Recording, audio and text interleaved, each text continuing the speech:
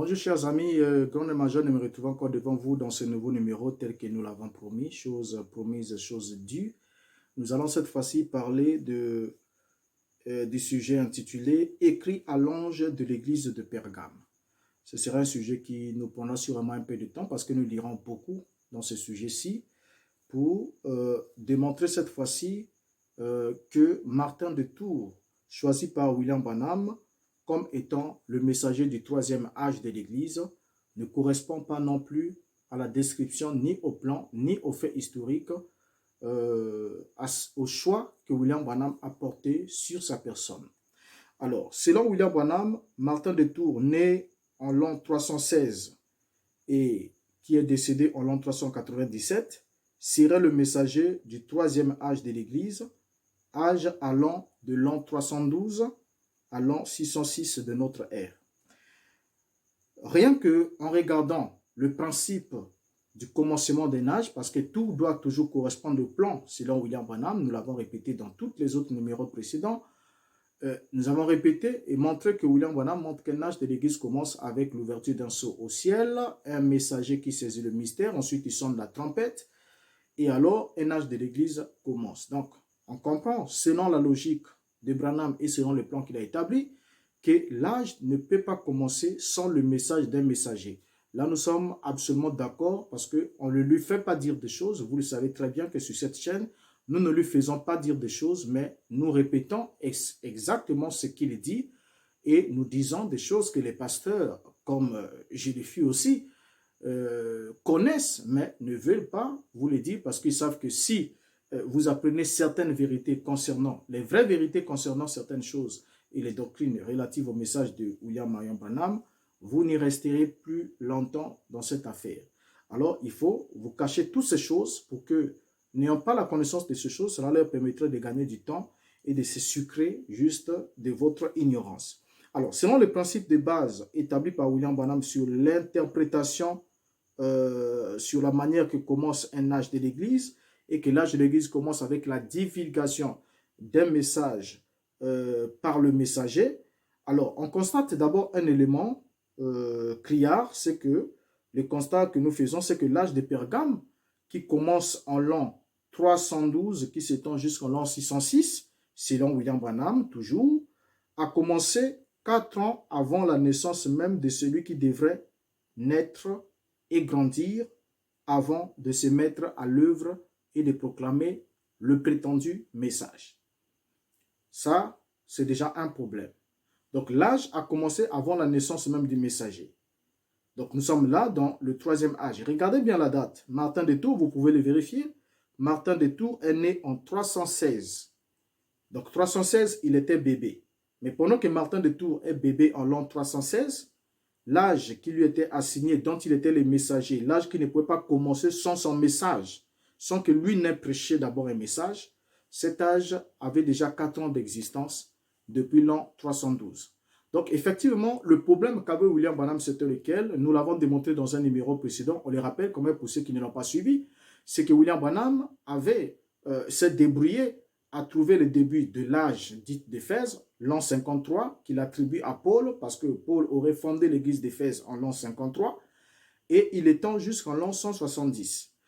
Maintenant, à partir de l'an 170, donc le premier âge, il commence avec l'œuvre de Paul à Éphèse, et à partir de l'an 70, donc ce qui concerne le deuxième âge, jusqu'au sixième âge, William Branham n'a fait que plagier, donc copier bêtement et aveuglément les dates, les découpages de Clarence Larkin.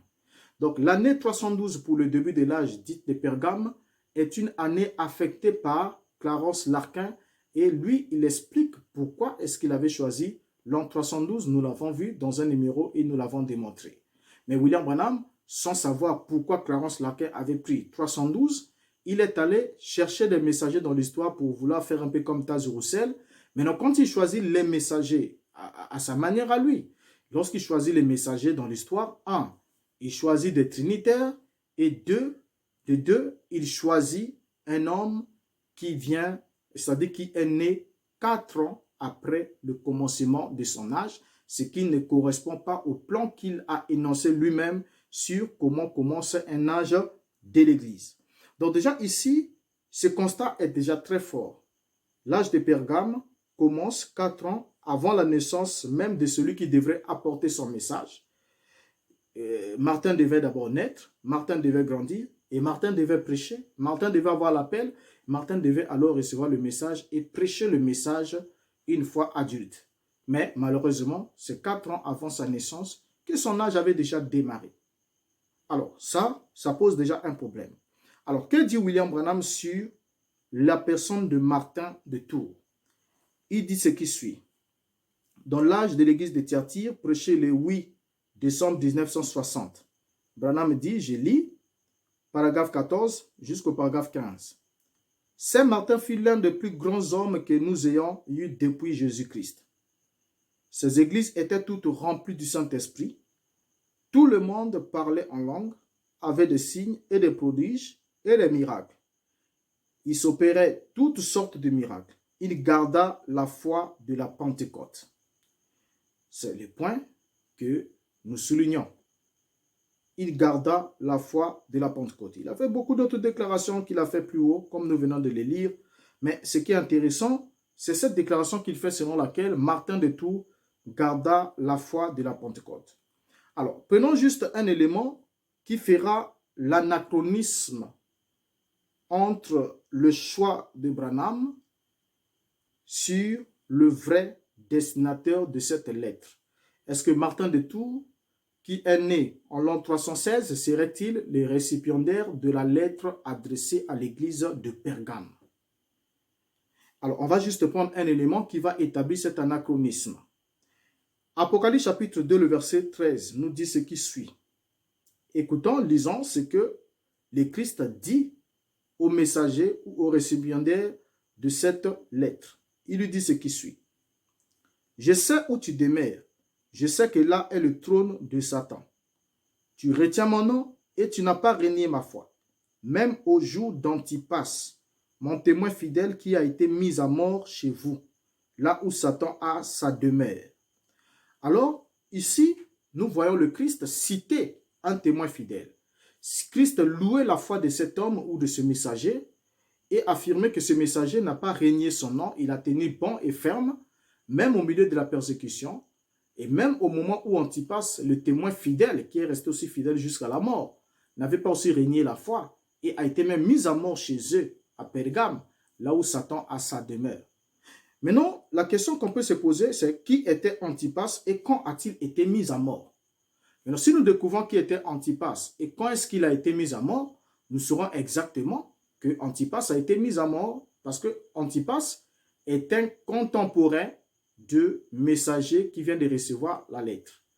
Parce que le messager a tenu bon, c'est comme s'ils sont allés tous au franc, et lui il a tenu bon, il n'a pas régné le nom, il n'a pas régné la foi, il a gardé la foi, il n'a pas régné le nom, mais même quand Antipas est mort, à cause de cette même prise de position, lui n'a pas régné sa foi. Donc ici, Antipas de Pergame est un personnage du 1er siècle, on doit d'abord le noter, c'est un personnage du 1er siècle. Vous pouvez fouiller dans tous les documents que vous pouvez avoir à votre disposition. Vous vous rendrez compte d'abord que la première des choses, Antipas de Pergame est un personnage du 1er siècle. Or, Martin de Tours est un personnage du 4e siècle. Donc, ils ont 3 siècles qui les séparent. Martin de Tours est un personnage du 4e siècle, mais alors que Antipas, qui a été tué en compagnie même, disons, qui a été tué dans la période où, pendant la vie de ce messager de l'église de Pergame, était un homme du 1er siècle. Alors, il était un personnage du 1er siècle, vénéré comme saint par l'église catholique et orthodoxe. Son nom signifie comme le Père, Antipas signifie comme le Père, ou encore à la place de Père. Alors, il était l'évêque de Pergame, selon ce que nous rapporte l'histoire, évêque de Pergame, et il a été martyrisé sous Domitien. Et là, quand on parle de Domitien, je crois, les historiens ne sont pas tous d'avis, parce que Domitien ici, d'autres y voient l'empereur Domitien, qui a régné jusqu'en 96, et par ailleurs aussi, on oublie un élément important, c'est que lorsque on parle de Domitien dans les écrits d'Irénée, on parle aussi de Néron parce que Néron s'appelait aussi Domitius. C'était son nom de naissance. Alors, donc ici, on nous dit que Pergame, plutôt, Antipas a été évêque de Pergame et il a été martyrisé sous Domitien. La date, ce sont les historiens qui ont placé par rapport au choix du Domitien entre les deux, entre Néron et l'autre. Maintenant, remarquons ensemble avec vous. Il est clair, absolument clair, que les récipiendaires de cette lettre vivaient au 1er siècle. Parce qu'il ne peut pas en être autrement. Le destinataire ou le récipiendaire de cette lettre à l'église de Pergame vivait au 1er siècle. Pourquoi? Puisqu'il n'avait pas régné la foi au jour où Antipas a été mis à mort. Or, Antipas a été mis à mort au 1er siècle. Mais les récipiendaires-ci n'avaient pas régné la foi au jour où Antipas a été mis à mort. Donc, ils vivaient au moment où Antipas a été mis à mort. Ça, c'est un élément déjà détail. Alors, il est aussi clair, disons, si, à moins que, au fait, lorsque vous voulez régner cela, à moins que l'on soit complètement maudit, mais sinon, tout celui qui sait lire voit clairement que Christ loue la bravoure d'un homme qui n'avait pas cédé au jour même où le témoin fidèle, comme Antipas, a été mis à mort. Et quand Christ le loue, c'est que c'est la vérité. Il est loue, il dit que tu as tenu bon, tu n'as pas régné la foi, tu n'as pas régné mon nom. Même au jour d'Antipas, au jour où mon témoin fidèle, Antipas, a été mis à mort. Donc c'était une occasion pour lui de régner la foi. Mais il est resté ferme dans la foi, même quand l'autre est mort en martyr à cause de cette même foi. Alors, comment est-ce qu'on peut établir une relation, c'est-à-dire faire de Martin de Tours, qui est arrivé 4 siècles plus tard, les récipiendaires d'un message destiné à un messager qui a vécu au 1er siècle, au jour où Antipas a été mis à mort. Vous voyez que c'est une véritable blague. C'est vraiment une véritable blague. Alors, qu'est-ce que... je me pose un peu la question de savoir, excusez-moi, ce n'est pas pour être un peu vulgaire, mais je me pose quelquefois la question de savoir qu'est-ce que Branham avait vraiment pris et qu'est-ce qu'il avait vraiment pris ou qu'est-ce qu'il avait pris afin de choisir Martin de Tours qui est venu 4 siècles plus tard et en faire le récipiendaire d'un message où le messager vivait au 1er siècle au jour de la mort d'Antipas. Qu'est-ce qu'il avait réellement pris? C'est la question que je me pose ensemble avec vous.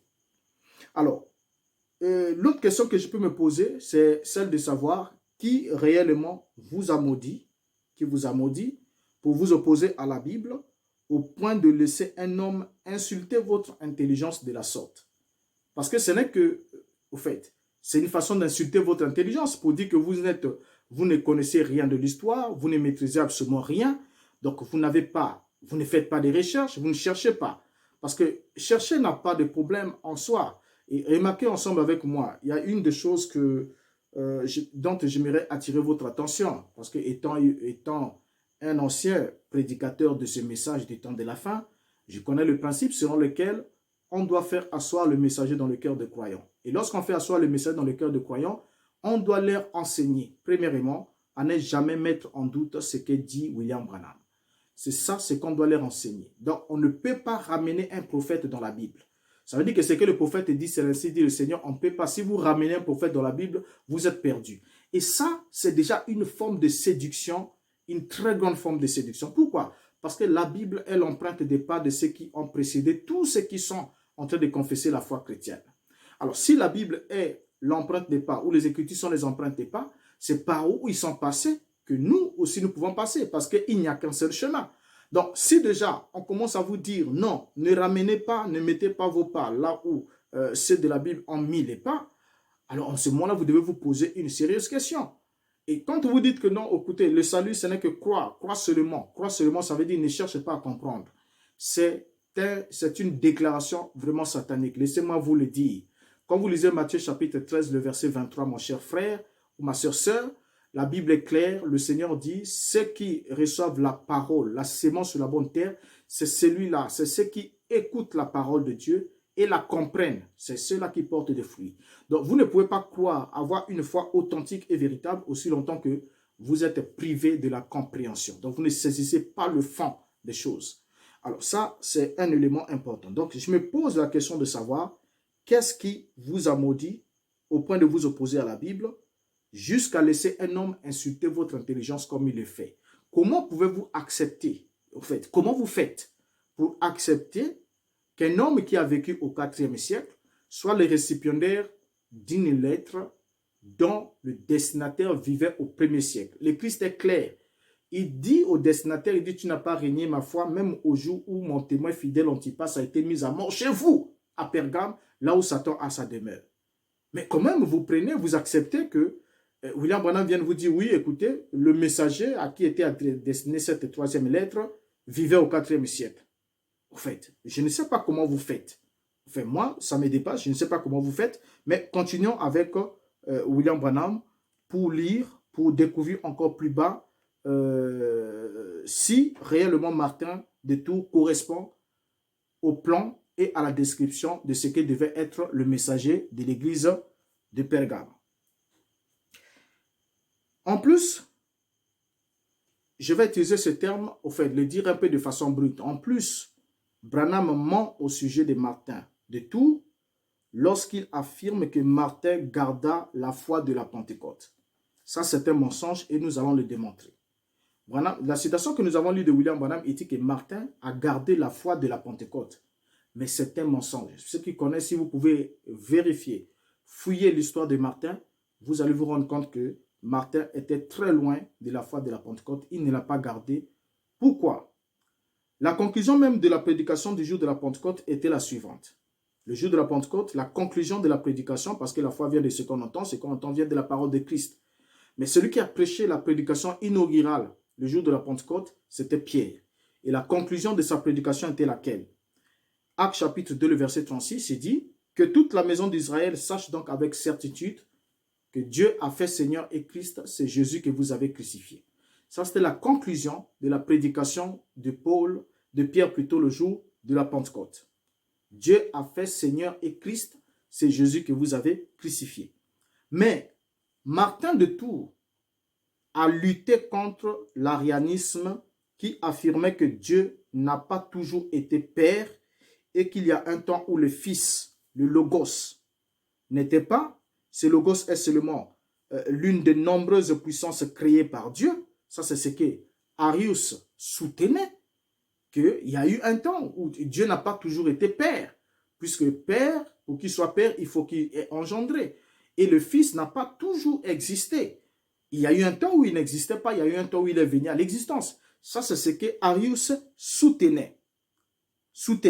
Mais Martin a lutté contre le point de vue, contre la doctrine d'Arius. Il a lutté complètement contre elle. Or, Arius continue à dire que ce Logos est seulement l'une des nombreuses puissances créées par Dieu. Ainsi, le Fils n'est pas véritablement Dieu et il est d'une substance différente de celle du Père, dont il est la première des créatures. L'unique vrai Dieu est le Père inengendré. Les ouasia, c'est-à-dire substance du Père, du Fils et du Saint-Esprit sont séparés et totalement dissemblables. Donc pour Arius, la substance constitutive du Père, celle qui constitue le Fils et celle qui constitue le Saint-Esprit sont dissemblables. Il n'y a pas de ressemblance, ils sont dissemblables et séparés. Donc ça, c'est ce que Arius croyait. Effectivement, la pensée d'Arius est complètement corroborée dans la conclusion de la prédication de Pierre, qui dit Dieu a fait Seigneur et Christ, c'est Jésus que vous avez crucifié. C'est ce que les apôtres ont eu à prêcher, c'est ce qu'ils ont eu, puisqu'il a dit que toute la maison d'Israël sache donc avec certitude. Donc c'est une connaissance que vous devez avoir au-dedans de vous, de façon certaine. Elle est certifiée, ce que je vous dis, c'est que Dieu a fait Seigneur et Christ, c'est Jésus que vous avez crucifié. Mais quand Branham dit que Martin de Tours a gardé la foi de la Pentecôte, il ment. Parce que, regardez, fouillez seulement dans l'histoire, vous verrez que Martin de Tours était totalement opposé, était contre la doctrine d'Arius, contre la théologie d'Arius, totalement opposé à tout ce que Arius vient d'affirmer ici, que nous avons lu quelques éléments sur la doctrine d'Arius. Alors, comment Branham avait-il pu choisir un trinitaire comme messager d'un message destiné à quelqu'un qui a vécu au 1er siècle, alors que Martin vint au 4e siècle et qu'il était un ennemi de la foi apostolique? Ça, c'est clair. C'est la question qu'on se pose. Comment est-ce que William Branham pouvait-il choisir Martin de Tours, qui était un ennemi de la foi apostolique, qui était plutôt opposé à la doctrine d'Arius, qui était plus proche de celle que enseignaient les apôtres, pour pencher vers la fausse doctrine, puisqu'il a vécu en plein concile de Nicée. Ça, c'est les grandes questions qu'on se pose. Alors, pouvons-nous une fois de plus prouver que William Branham, nous pouvons alors prouver que William Branham était très confus sur la doctrine trinitaire. Nous pouvons une fois de plus l'affirmer. Pourquoi? Lorsqu'on suit méthodiquement William Branham, nous allons le lire ensemble avec vous. Lorsqu'on le suit méthodiquement, on va se rendre compte que William Branham avait entretenu une confusion sur la doctrine trinitaire. Nous avons lu dans la prédication, le message précédent, celui de l'âge précédent, nous avons lu William Branham nous affirmer que le trinitarisme est du diable. Il n'y a pas 3 personnes en Dieu, ainsi de suite, cela vient de l'enfer. Donc rien que la pensée de le dire, ça vient de l'enfer. C'est Branham qui nous l'a dit en 61. Mais on va le suivre méthodiquement. Nous allons beaucoup lire. On va le suivre méthodiquement année par année jusqu'en 65. Et vous vous rendrez compte exactement, réellement, de quoi, au fait, sur quoi reposait la foi de Branham sur la divinité. Et cela nous permettra aussi de comprendre pourquoi tous les messagers que William Branham a choisis pour affecter aux âges dites de l'Église, à l'exception de Paul, étaient tous des trinitaires. Nous allons les comprendre ensemble avec vous. Dans la prédication prêchée en 1950, là nous sommes en 1950, on commence là, Attitude et qui est Dieu, prêché le 15 août 1950, paragraphe 15, jusqu'au paragraphe 16. Nous lisons William Branham qui dit ce qui suit. Et il nous a été enseigné qu'au commencement, le Logos ou le Fils de Dieu était sorti de Dieu. Or, je ne crois pas en une filiation éternelle. C'est même radical que de mentionner une telle chose. Filiation éternelle? Comment pouvait-il y avoir une filiation éternelle? Il devrait avoir un commencement, voyez-vous. Ainsi, il était premièrement Dieu, Jéhovah, et de lui, faisons maintenant comme un petit drame afin que vous puissiez le comprendre. Voyons, sortir d'un espace où il n'y a rien, disons que c'est une petite lumière blanche, comme une lumière mystique, comme un halo. Et c'était ça le Logos qui était sorti de Dieu au commencement. C'était ça le Fils de Dieu, qui était sorti du sang du Père. C'était ça qui était la parole au commencement. Et la parole était avec Dieu, et la parole était Dieu. Et la parole a été faite chair et a demeuré parmi nous. Au commencement était Dieu, et ensuite de Dieu est sorti le Logos, une partie de Dieu qui était sortie de Dieu. Bien. Cette citation, on retient un élément important. William Branham dit que le Logos était une partie de Dieu qui était sortie de Dieu. Alors, si une partie de Dieu était sortie de Dieu pour être le Logos, c'est-à-dire le Fils de Dieu, ça veut dire que la partie restante en Dieu est le Père, n'est-ce pas? Parce que William Branham est clair. Il a dit que le Logos, c'est cette partie qui sortit de Dieu qui devient le Logos, le Fils de Dieu. Alors, si, on raisonne par l'absurde, si la partie qui est sortie de Dieu est devenue le Fils de Dieu, ça veut dire que la partie qui est restante en Dieu devient le Père. Est-ce que nous sommes d'accord? Oui, je sais que vous êtes d'avis. Logiquement d'accord. Alors, Branham pose déjà là les jalons de la Trinité. Là, nous sommes en 1950. Il nous pose déjà les jalons de la Trinité. Il nous montre qu'il y a un être qui est sorti de l'autre. Et celui qui est sorti, parce que quand on dit sorti, ça veut dire qu'il a quitté. Il est sorti, il est devenu le Fils. Et celui qui reste en Dieu devient alors le Père. Bon, je n'aimerais pas parler à sa place. Lisons le paragraphe 18 de la prédication « Attitude et qui est Dieu » prêché toujours le 15 août 1950. Paragraphe 18. Il dit ce qui suit. « Je le vois parler à ce monde qui est suspendu là comme un glaçon ou n'importe quoi d'autre, très loin. Il a emmené ici. Je le vois sortir cette petite lumière. Maintenant, ils étaient à deux. à ce moment-là, le Père, et du Père est sortie la lumière, le Fils. Et je vois cette lumière venir jusqu'ici et tirer. Fin de citation. Donc là, nous sommes en 1950, Branham nous dit déjà qu'ils étaient à deux à ce moment-là. Je sais que c'est des citations que le pasteur n'aime pas vous les lire. Et chers amis pasteurs, soyez assez honnêtes quand vous dites que vous croyez le message de Branham, de lire toutes les citations que Branham, les déclarations que Branham fait au sujet, c'est-à-dire en le suivant méthodiquement. Vous le suivez méthodiquement sur toutes ces déclarations autour d'un sujet et vous allez avoir une bonne conclusion au lieu de faire ce que vous faites. Vous prenez une citation, vous rejetez l'autre, l'autre prend l'autre, et ainsi de suite. Et ça se tire, ça se fait des tirs croisés, tout, en disant nous croyons le même message, mais chacun a un angle de vue, ainsi de suite. C'est vraiment ce que vous ne devez pas faire. C'est pas vraiment bien, c'est pas normal. Alors là, nous sommes en 1950. Branham vient de dire, ils étaient à deux à ce moment-là. Nous devons le souligner. C'est sorti de la bouche de William Branham. Ils étaient à deux à ce moment-là. Maintenant, en 1951, dans la résurrection de Lazare, prêché le 29 juillet 1951, paragraphe 31, William Branham déclare, « Permettez-moi de vous présenter un petit tableau sur ce que je pense que Dieu est. Sur ce que je pense que Dieu est. Ce que la Trinité de Dieu est. Il y a diverses discussions dans le monde concernant la Trinité de la divinité. Si seulement ils pouvaient, ils et tous croient la même chose, mais le diable s'est simplement introduit parmi eux et les a tous divisés. C'est tout. Dieu est juste comme de l'air. Il remplit tout l'univers. Son fils, un fils doit être né d'eux. Alors, le Logos qui était le Fils de Dieu, qui était ici de Dieu, qui couvrait la terre.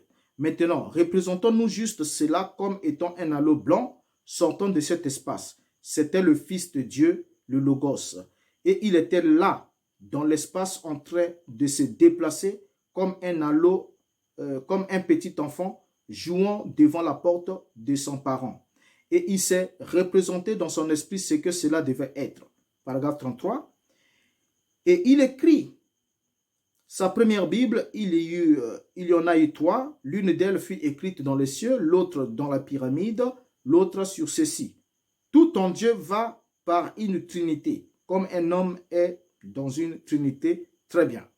Alors, nous voyons ici William Branham faire une distinction d'identité entre Dieu et le Fils qui sortit de Dieu. Nous venons de le lire ensemble avec vous. Il montre ici que le Fils doit être né. Donc, ça veut dire qu'il n'a pas de commencement. Au fait, il n'est pas éternel comme le Père. Il doit être né. Et il nous dit que Dieu est juste comme de l'air qui remplit tout. Mais le Fils qui est sorti du Père doit être né. Il fait une distinction entre le Père et le Fils. Alors, en 1952, là c'était 51, prenons la citation de 1952, il dit, dans la prédication, les premières expériences spirituelles prêchées le 13 juillet 1952, paragraphe 66, il déclare ce qui suit. Certes, nous ne sommes pas importants dans ce monde, nous sommes méprisés, mais oh Dieu, nous croyons que nous sommes acceptés en Jésus-Christ et lui, en retour, il nous a donné le Saint-Esprit. Nous l'aimons, cette glorieuse troisième personne de la Trinité qui brûle dans nos cœurs. Et nous l'aimons, oh Saint-Esprit, je te remercie pour ta conduite divine et pour la façon dont tu m'as conduit ici à Hammond. Alors, donc, ici, William Branham, après nous avoir prouvé plus haut que Dieu, lorsque le Fils est sorti du Père, ils étaient deux à ce moment-là, William Branham descend plus bas et affecte au Saint-Esprit le titre de la troisième personne de la Trinité. Ce n'est pas moi qui l'ai dit, c'est lui qui l'a dit. Le pasteur n'aime pas vous le lire, mais Branham est en train de se dévoiler progressivement. Là, nous sommes en 1952, le Saint-Esprit est qualifié de troisième personne de la Trinité. Alors, après nous avoir prouvé plus haut que le Père et le Fils étaient deux, Branham vient d'affirmer que le Saint-Esprit est la troisième personne de la Trinité. Nous avons déjà une Trinité complète. On ne lui fait pas dire de choses, on est juste en train de lire ce qu'il dit. Prenons 1953. En 1953, William Branham dit dans Témoignage de Jésus-Christ, prêché le 29 août 1953, paragraphe 48. Lisons ensemble. À mon avis, c'est la même colonne de feu qui conduisit les enfants d'Israël de l'Égypte à Canaan. Jésus-Christ est le même hier, aujourd'hui, éternellement. À la fois Père, Fils et Saint-Esprit. Il est bien le même. Dieu n'est pas trois personnes. C'est une règle à trois pieds que vous étendez là. Étendez-le. Le même Dieu, le Père a été rendu manifeste dans la chair et maintenant dans le Saint-Esprit. C'est la raison pour laquelle le baptême se fait au nom du Père, Fils, Saint-Esprit. Voyez, la Trinité, pas trois dieux, mais trois personnes en un seul Dieu. Un seul, trois dieux, une seule personne, dans trois dispensations. Voyez, alors là, et je viens de lire ensemble avec vous, c'est pas moi qui l'ai dit, c'est lui qui l'a dit.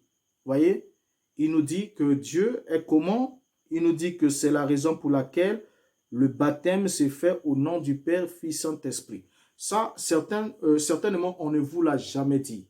Que William Branham faisait d'abord partie, on aura tout un numéro pour ça, il faisait partie de l'église pentecôtiste baptiste. Et cette église pentecôtiste baptiste baptisait dans cette conception, puisque Branham explique ici, c'est la raison pour laquelle le baptême s'est fait au nom du Père, Fils, Saint-Esprit. C'est fait.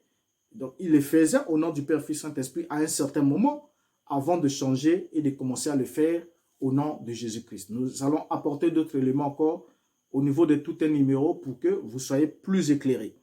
Alors, vous voyez que les trois personnes en un seul Dieu. Voilà, ici déjà, William Branham vient aussi de nous souligner que il y a quoi? Trois personnes en un seul Dieu. Et je l'ai même écrit en gras, il dit pas trois dieux, mais trois personnes en un seul Dieu. Mince. Là, ça commence à devenir sérieux pour ceux qui ont des oreilles pour entendre. Ça commence à devenir très sérieux. On peut alors constater la confusion dans le propos de Branham. Une personne en trois dispensations ou un Dieu en trois personnes. Au fait de la citation qu'on vient de lire, on ne comprend pas ce que William Branham veut dire. Est-ce qu'il s'agit d'une personne en trois dispensations ou un Dieu en trois personnes? Ce qui est intéressant, c'est qu'il souligne néanmoins pas trois dieux, mais trois personnes en un seul Dieu. Alors, une autre observation est qu'il affirme baptiser encore au nom du Père, Fils, Saint-Esprit. Là, nous étions en 1953. Branham affirme et dit, voilà pourquoi, la raison pour laquelle le baptême s'est fait au nom du Père, Fils, Saint-Esprit. 1953. Mais on ne vous le dit pas. Alors, on continue avec lui. En 1954, dans la loi ou la grâce, prêché le 6 octobre 1954, paragraphe 21 jusqu'au paragraphe 23. Branham dit ce qui suit, nous allons lire ensemble. Et aussi, Dieu a écrit trois Bibles. Dieu fait tout en trois. Il a écrit trois Bibles. Il y avait trois venues de Christ. Il y a eu trois dispensations. Il y a trois dispensations de la grâce. Il y a trois manifestations de l'unique personne de la divinité. Et toutes ces choses, vous voyez. Maintenant, comme Jésus est venu la première fois, il est déjà venu ici une fois, n'est-ce pas? Il était venu racheter son épouse. Il vient la seconde fois pour recevoir son épouse, l'enlever, la rencontrer dans l'air. Et il revient la troisième fois avec son épouse comme roi et reine. Vous voyez? Donc, ensuite, il y a aussi trois manifestations de Dieu.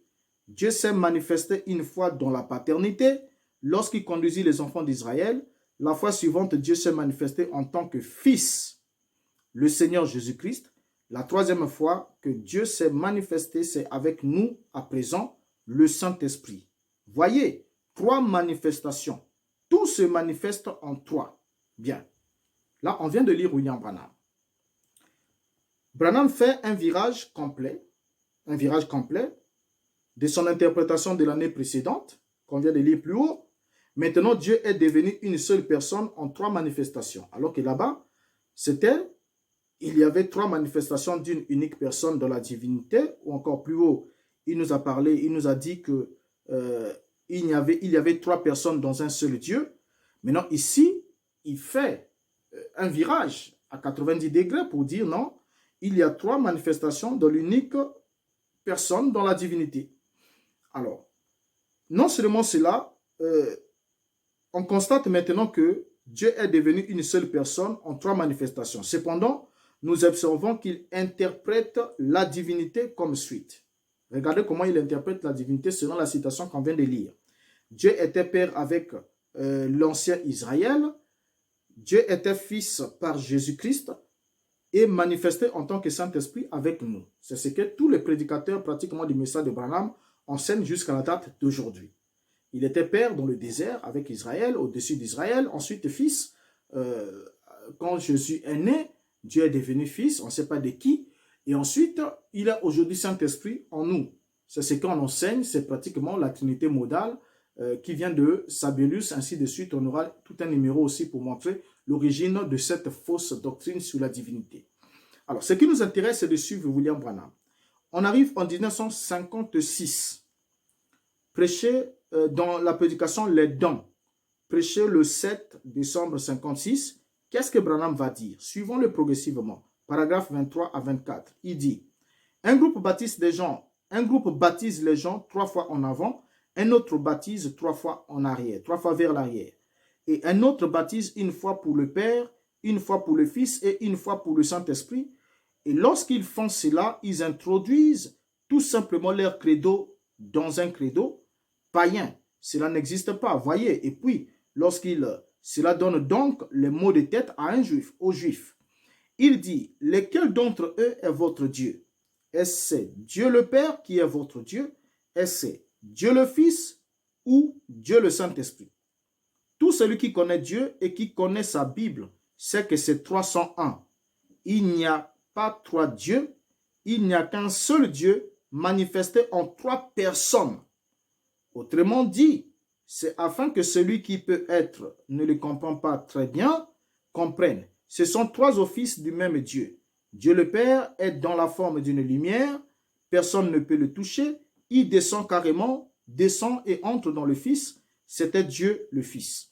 Le même Dieu, mon Père est en moi, c'est lui qui fait les œuvres. Paragraphe 24. Il dit, Dieu était en Christ et réconciliant le monde avec lui-même. Je suis venu de Dieu, a dit Christ, et je retourne à Dieu.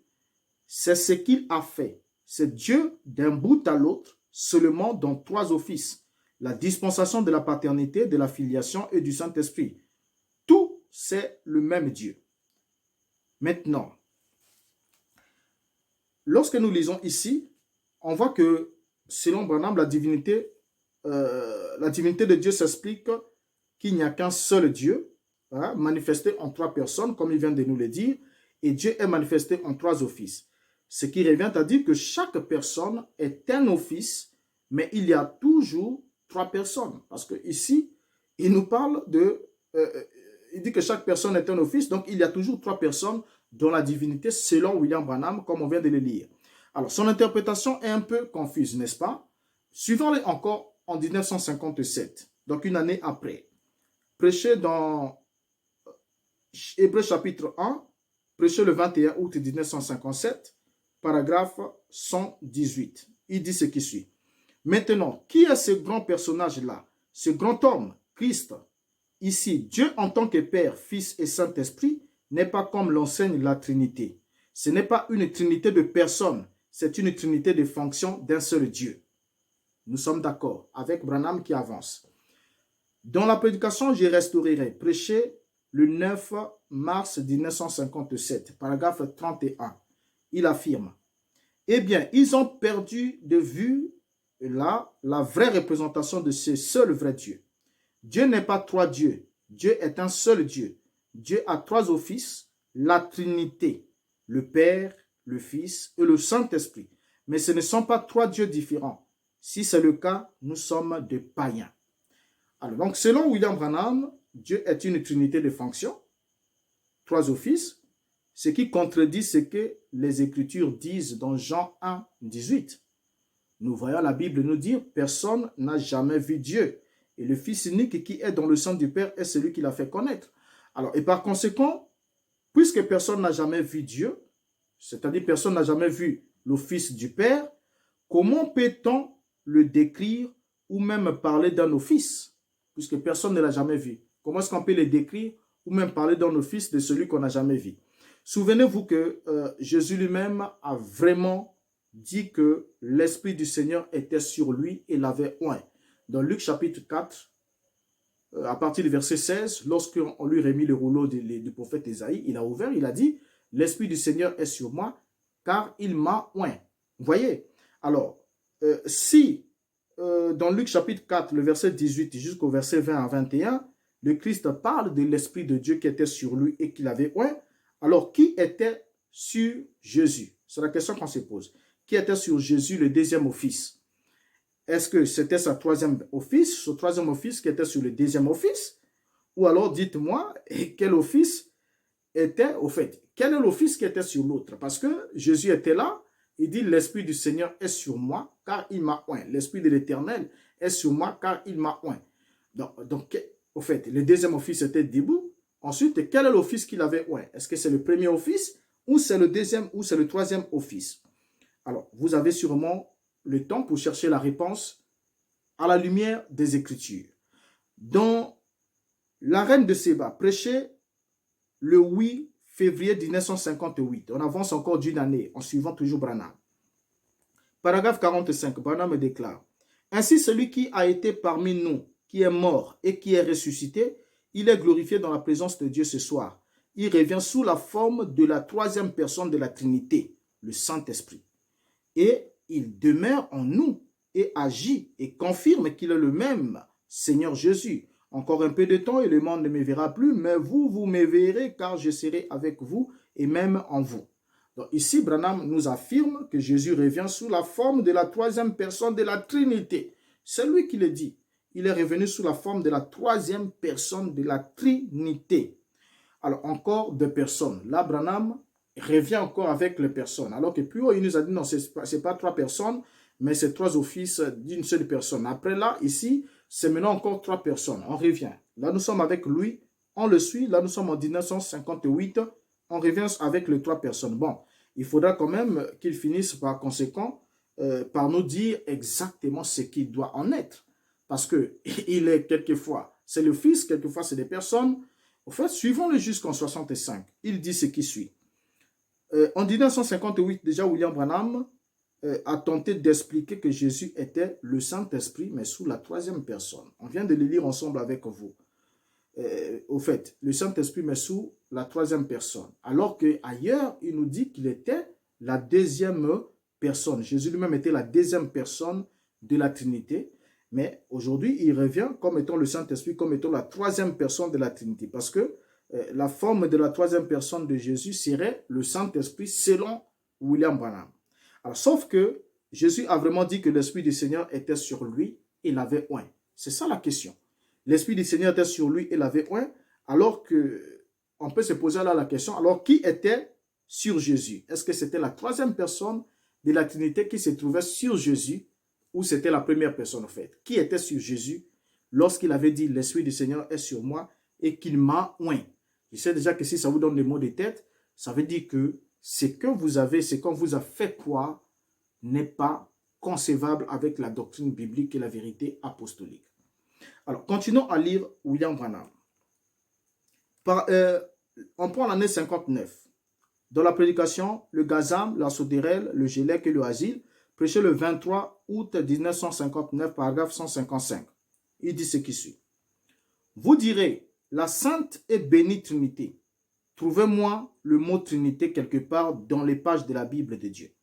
Si vous trouvez cela, venez me voir. Vous êtes tenu par devoir de le faire en tant que chrétien si vous le trouvez. Ça ne se trouve pas dans les saintes écritures de Dieu. Et le Père, Fils et Saint-Esprit est un produit de l'enfer. Trois dieux, ça n'existe pas. Ah, là, ça devient fort. Ça devient fort. La Trinité est un produit de l'enfer. Donc le Père, le Fils, le Saint-Esprit, c'est un produit de l'enfer. Trois dieux, ça n'existe pas. Déclaré par William Branham lui-même. Alors, donc, si ceux qui défendent cette doctrine sont tous inspirés par Satan, c'est parfait, n'est-ce pas? La Trinité sort de l'enfer. Tous ceux qui défendent cette doctrine sont alors tous inspirés par Satan. C'est correct. Je suis entièrement d'accord avec William Branham sur ce point. Ça, en tout cas, je suis d'accord avec lui. J'espère que vous êtes aussi d'accord avec lui sur ce point. Alors, jumeler tout ça avec Hébreux 13, 8. Hébreux 13, 8 nous dit quoi? Jésus-Christ est le même hier, aujourd'hui et pour toujours. Donc, ce qu'il était hier, c'est ce qu'il est aujourd'hui pendant que l'écrivain écrivait. Et c'est ce qui sera pour toujours. OK? Nous sommes d'accord. Alors, puis, lorsqu'on recule dans le temps, est-ce qu'on peut réellement faire des compromis avec la doctrine trinitaire en excusant les trinitaires dans un temps quelconque? Parce que ici, William Branham dit que ça sort de l'enfer. Mais la question qu'on s'est posée, pourquoi tous les messagers que William Branham a choisis, à l'exception de Paul, étaient tous des trinitaires? Enfin, comme lui-même aussi, on va le prouver, puisque nous sommes en train de les lire. Alors, est-ce qu'on peut prouver réellement qu'un personnage engendré par la parole et rempli de l'esprit peut être en même temps de confession de foi trinitaire? Est-ce qu'on peut se rendre vraiment compte de cela? Parce que Pierre, lorsque le Christ dit « Qui suis-je moi qui vous parle ?» Les uns disent que tu es ceci, les autres disent que tu es cela. Il dit « Mais qui suis-je pour vous ?» Dans Matthieu chapitre 16, Pierre a reçu la révélation venant du Père qui lui dit « Tu es le Christ, le Fils de Dieu vivant. » Et le Seigneur dit « Ce ne sont pas la chair et le sang qui t'ont révélé cela, et je te dis que tu es Pierre, mais sur cette pierre, je bâtirai mon église. » Il bâtirait son église sur la révélation de son identité, comme quoi il était le Christ, le Fils du Dieu vivant. Alors, maintenant ici, la question qu'on doit se poser, c'est celle de savoir si une personne qui a reçu la parole et qui est en même temps remplie du Saint-Esprit, véritable de Dieu, peut en même temps être de confession de foi trinitaire. Est-ce que cela est possible? Alors, dans la prédication prêchée en 1960, puisqu'on finit avec 59, prenons 1960, le 5 décembre 1960, âge de l'église d'Éphèse. Paragraphe 26, William Branham dit que sommes-nous en train d'étudier maintenant? La révélation de Jésus-Christ. Et qu'avons-nous trouvé? Lorsque Dieu nous a donné la révélation et montré qui il était, la première chose que nous avons trouvée parmi toutes les révélations, c'est que Dieu a fait savoir qu'il était. Qui il était? Que Jésus n'était pas la troisième personne d'une trinité, mais qu'il était la trinité tout entière. Il était à la fois le Père, le Fils, le Saint-Esprit. C'était cela la révélation. Ouf! Alors, puisque Jésus était la Trinité tout entière, alors qui est le Dieu de Jésus? C'est ça la question qu'on peut se poser. Au fait, mon frère, William Branham dit que Jésus était la grande révélation qu'il a reçue en ouvrant le livre, en étudiant l'Apocalypse, c'est que Jésus était la Trinité tout entière, n'est-ce pas? Il était le Dieu le Père, il était le Fils, Dieu le Fils, parce que quand il dit Trinité, ça veut dire que Dieu le Père, Dieu le Fils, Dieu le Saint-Esprit. C'est ça, ce concept-là, qui regorge ce qu'on appelle la Trinité. Alors, si Jésus était la Trinité tout entière, selon William Branham, alors qui était le Dieu de Jésus dans Luc 4, verset 18? C'est la question qu'on se pose. Qui était alors son Dieu? Qui était son Dieu? Et qui était son Dieu?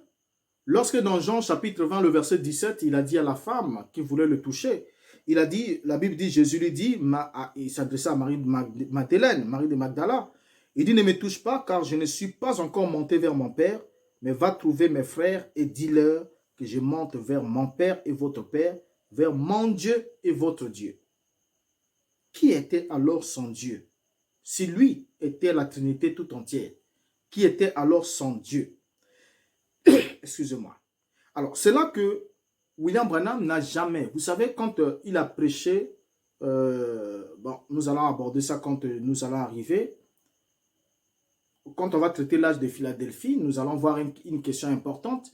Pourquoi William Branham n'a jamais expliqué le verset 12 du chapitre 3 d'Apocalypse? Celui qui vaincra, j'écrirai sur lui le nom de mon Dieu, le nom de la vie de mon Dieu, de la nouvelle Jérusalem qui descend du ciel auprès de mon Dieu, et mon nom nouveau. Branham n'a jamais expliqué ce passage-là, que ce soit dans les prédications détaillées en brochure, que ce soit dans le livre de l'exposé. Parce que cette déclaration est une déclaration forte qui montre Christ au ciel.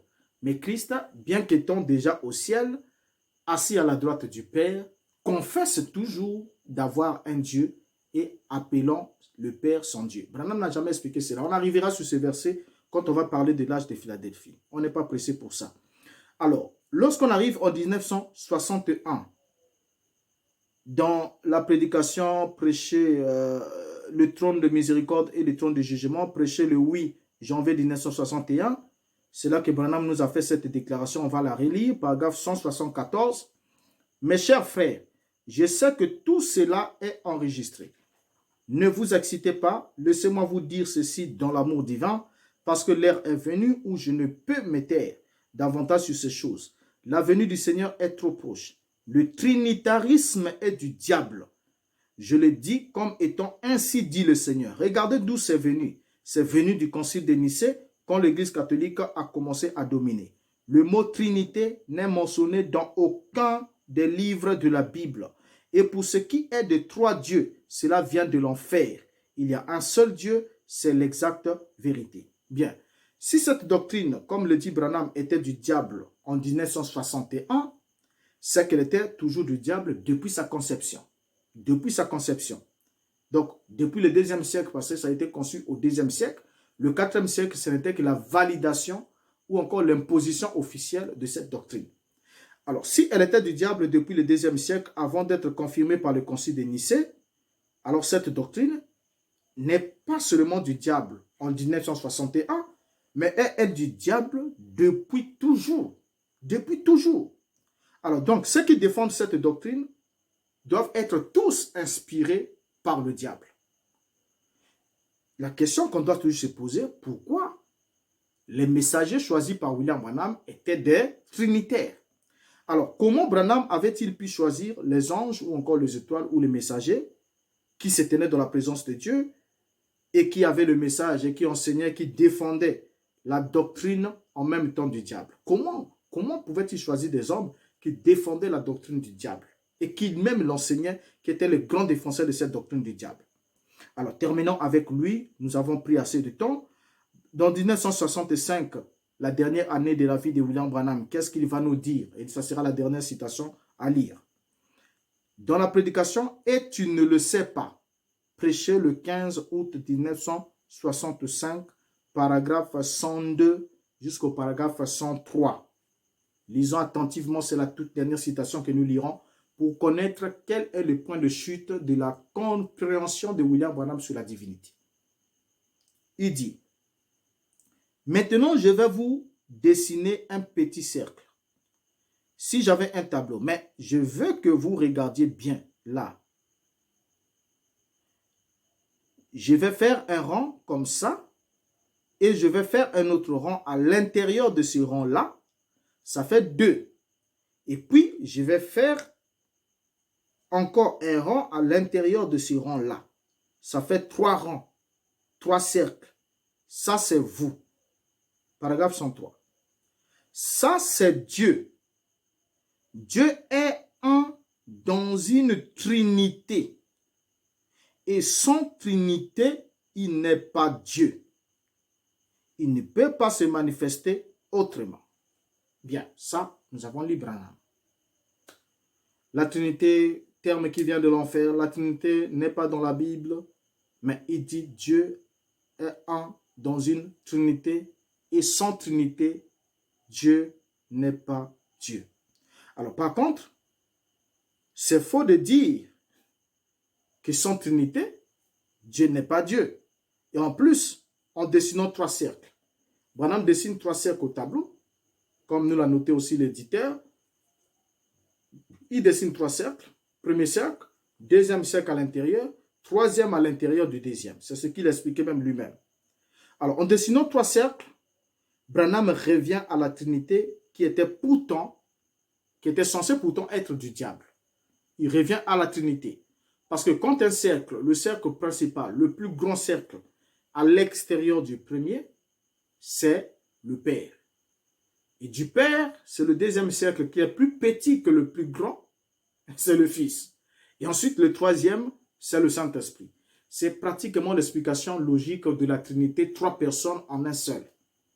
Et Branham vient de chuter en 65 en déclarant que Dieu n'est pas Dieu sans Trinité, après avoir dessiné les 3 cercles, dont l'un est le Père, l'autre le Fils, l'autre le Saint-Esprit. Et du coup, Branham montre là son point de chute. Ce n'est pas pour rien, ce n'est pas aussi par hasard que tout tous les théologiens vers lesquels s'est inspiré William Branham pour prêcher son message. 95%, 90% du message de Branham a été puisé des travaux des théologiens et les théologiens trinitaires. Alors qu'il y avait des théologiens qui ne croyaient pas à la Trinité, qui défendaient, qui faisaient des travaux contre même la Trinité. Mais William Branham ne s'inspirait pas de leurs travaux. Il prend Clarence Larkin était trinitaire. Il prend Scofield, c'est un trinitaire. Il prend tout ce que Branham a pris comme référence pour s'inspirer, étaient des trinitaires. Et tous les messagers qu'il a choisis pour les âges de l'Église étaient aussi des trinitaires, alors que durant tout ce temps, il y avait des gens qui combattaient cette doctrine selon laquelle il y avait 3 personnes dans la divinité et que c'était une fausse doctrine. Mais Branham semblait à un certain moment dire qu'il était contre cette doctrine, mais alors qu'il était réellement ancré dans cette doctrine, et même le vocabulaire, son expression et tout jusqu'à ce qu'il vienne de chuter, montrant que Dieu n'est pas Dieu sans la Trinité, après nous avoir dessiné 3 cercles, un cercle pour le Père, un pour le Fils, un autre pour le Saint-Esprit. Alors, vous comprenez ensemble avec moi ici que la déclaration, comme je l'ai dit plus haut, que Branham a menti lorsqu'il a dit que Martin de Tours avait gardé la foi de la Pentecôte, alors que Martin de Tours est parmi les pionniers, instigateurs, mais parmi ceux qui étaient contre la doctrine apostolique soutenue par Arius, au point de valider le credo du concile de Nicée. Alors, jusqu'à ce qu'on se retrouve pour un prochain numéro, portez-vous bien. Si vous avez des suggestions, des éléments à apporter, apportez-nous-le en commentaire et nous prendrons pour le numéro qui suivra sûrement un autre âge de l'Église, selon toujours la théorie de William Branham. Cette fois-là, nous parlerons du fameux Colomban et je vous préviens que ça sera quand même chaud. Ce ne sera pas trop lent, mais ça sera quand même chaud et on en parlera ensemble avec vous, toujours sur cette même chaîne, dans la même fréquence. Alors, jusqu'à là, portez-vous bien. Ma prière est que Dieu vous garde et qu'il vous aide à voir et à suivre progressivement William Branham en mettant d'abord à côté le fanatisme. Parce qu'un temps aussi, j'étais fanatique comme vous. Mettez à côté le fanatisme et suivez-le méthodiquement et vous verrez que William Branham était trinitaire et quand il vous dit, aussi comme il nous l'a dit dans l'autre prédication et dans l'autre numéro, qu'un mensonge, il suffit de le dire plusieurs fois, et d'ici accroché, les gens finiront par l'accepter. Et quand les gens acceptent un mensonge, ce n'est pas facile qu'ils se débarrassent de ce mensonge parce qu'ils le prendront pour vrai, même s'ils n'ont pas des évidences pour prouver que cela est vrai. Alors, je vous dis au revoir et vous prends congé pour un prochain numéro. Et ma prière est que Dieu vous garde jusqu'à là. Merci pour votre aimable attention.